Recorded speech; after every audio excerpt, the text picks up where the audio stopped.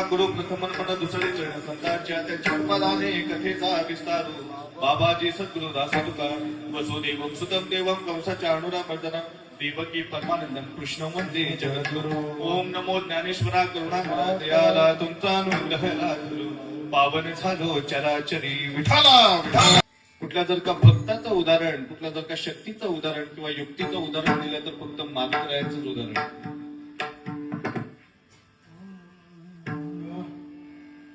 म्हणून संत तुकाराम महाराज या अभंगामध्ये थोर भक्तांचं वर्णन करतात.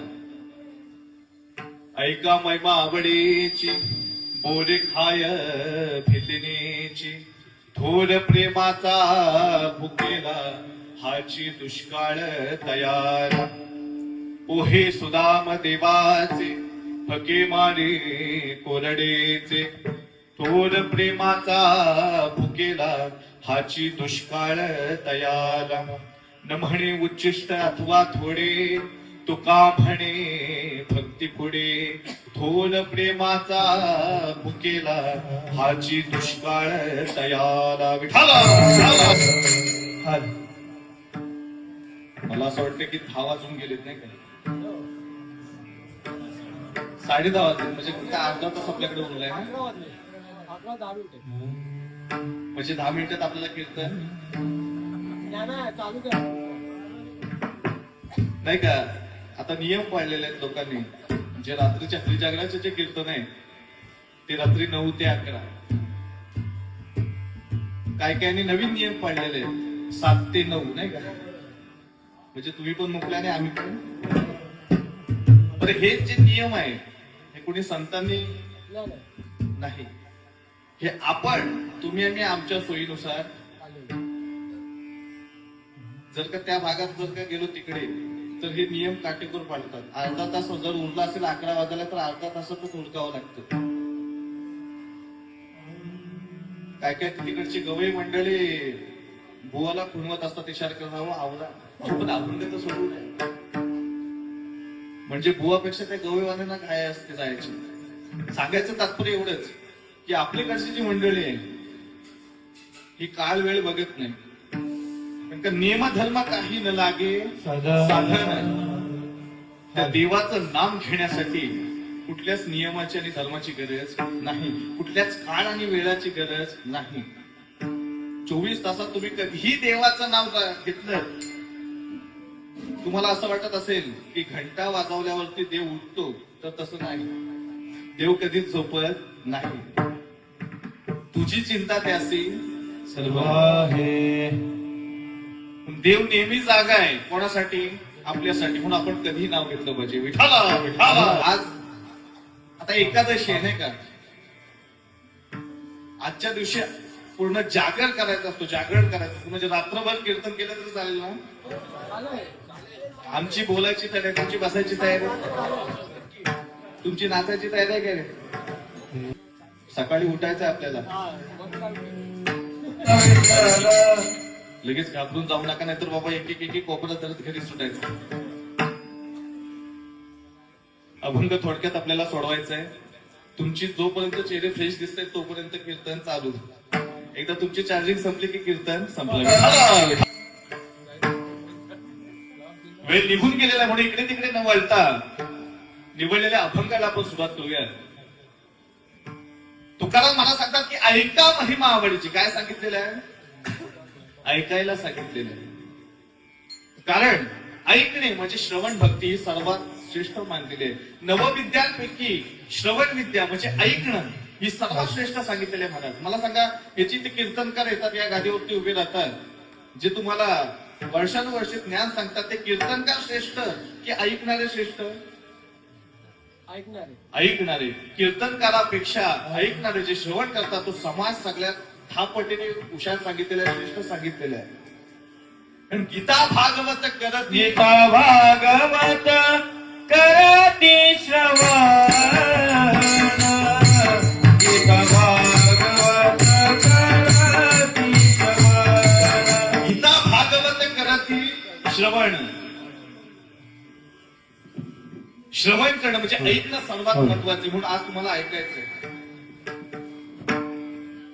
म्हणून तुकाराम मला सांगतात की ऐका महिमा आवडीची.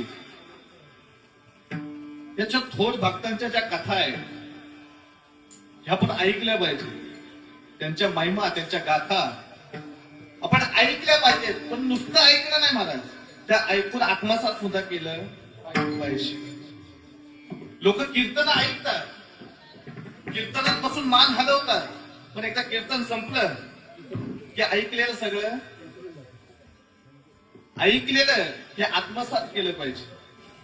100 5 जणांनी जरी आत्मसात केलं तरी कीर्तन सफल झालं. विठाला लोक विचार करत असतील, बुवा हे कीर्तन करणं आणि ऐकणं ही तुमची काम आहेत, लवकरचे काय ते. ज्याला आवड आहे तो कीर्तनाला बसतो महाराज. कीर्तनात जास्तीत जास्त कोण बसतो महाराज? तरुण मंडळी बसतात की वयस्कर मंडळी? वयस्कर मंडळी. पण इथं तुमच्या कीर्तनामध्ये, तुमच्या सप्त्यामध्ये तरुण मंडळीचं जास्त मला सहभाग दिसतो.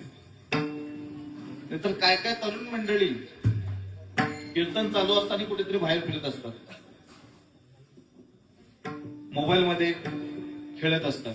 गावात सप्ताह आहे, कीर्तन आहे, जाऊन बसावं जाऊन. कीर्तनात येऊन बसावं हे कोणाला कळलं महाराज? मानवाला कळलं की बैलाला कळलं की कुत्र्याला कळलं की गाढवाला कळलं? मानवाला कळलं. म्हणून आपल्याला हा मनुष्य जन्म भेटलेला आहे महाराज.